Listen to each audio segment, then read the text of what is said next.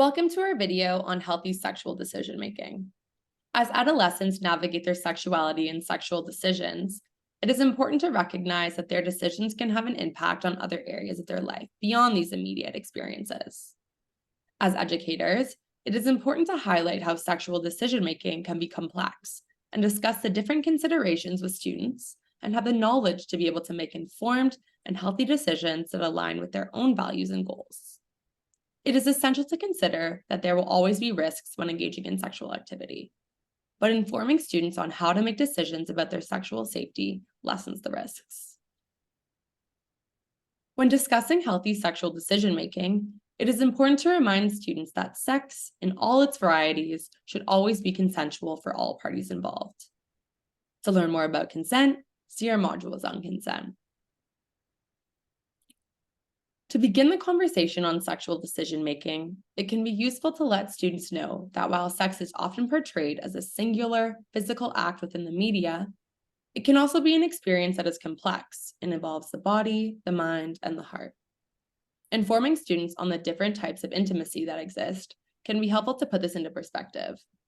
As an exercise, you can work with your class to list out the different types of intimacy and what actions might go into each. Here's a table up on the screen to prompt the conversation.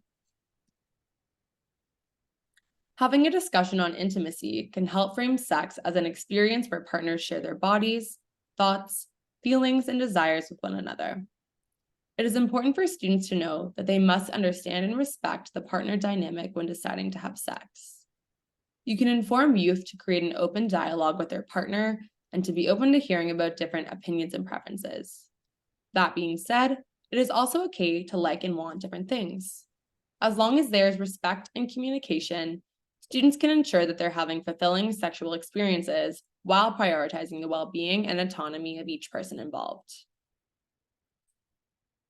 Having discussions about the legalities of sex with students can be an integral part of promoting safe and responsible sexual behavior, as well as prevent harm to individuals involved. Age difference is determined by birthday, month, and year. In Canada, the age of consent is 16, with exceptions for younger people if they are close in age to each other. So if a 12-year-old is dating someone who's 2 years and 1 day older than them, it would be illegal for them to engage in sexual activity. For specific details, see the Federal Department of Justice guidelines on consent. You can just follow this link right here on the screen. This would also be a good time to reinforce other relevant legal considerations, such as acts where sexual activity is exploitative or sexual activity under the influence of substances. By discussing contraceptive methods with students, you can help to create a more comprehensive understanding of sex that includes how to prevent pregnancy and sexually transmitted infections. While beginning the conversation on contraceptives, it can be good to emphasize that no single method is right for everyone, and that every person's needs and preferences will vary. By helping students understand the pros and cons of different methods, you can give them the knowledge they need to make the best decision that works for them. Oftentimes, there's a lot of misinformation and misunderstanding about contraception and what it accomplishes. Therefore, it's important to explain that while the use of contraceptives can significantly reduce the chances of unplanned pregnancies, the only method that is 100% effective against unplanned pregnancy and STIs is not having sex. However, it is also important not to scare students into abstinence. As an educator, you have the power to inform them that sex is normal and can be enjoyable, as long as the proper precautions are taken for everyone's safety and best interest. When discussing STIs, it is important not to induce fear. You can let students know that treating an STI can be as simple as treating an infection like strep throat, and that as soon as they're sexually active, they should be getting regular testing for STIs and HIV. You can inform them on where to get tested and what testing consists of.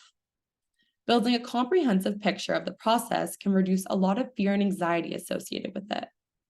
Ensure you tell students that both testing and results are completely anonymous and confidential, and that parents and guardians will not be given the information. Sexual health experts have stated that if parents and educators are not teaching students about sex and sexuality, then youth learn about these topics elsewhere, such as the internet and pornography.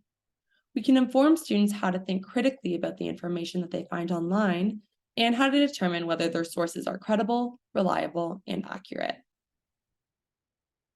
It is important to discuss the underlying messages that can be found in pornography, including violence, inequality between men and women, and lack of consent. Within these discussions, you can highlight to students that a lot of what can be found on the internet is photoshopped, unsafe, violent, or completely fabricated. You may want to talk about the difference between reliable and unreliable websites so students are mindful of where they're getting their information from. Having these conversations with students are important, as research shows that when students intentionally or unintentionally view particularly violent pornography at increasingly younger ages, it complicates their sexual landscape and normalizes teenage sexual aggression. Thank you so much for listening to this webinar. For more information and resources, please see the supplementary PDF guide.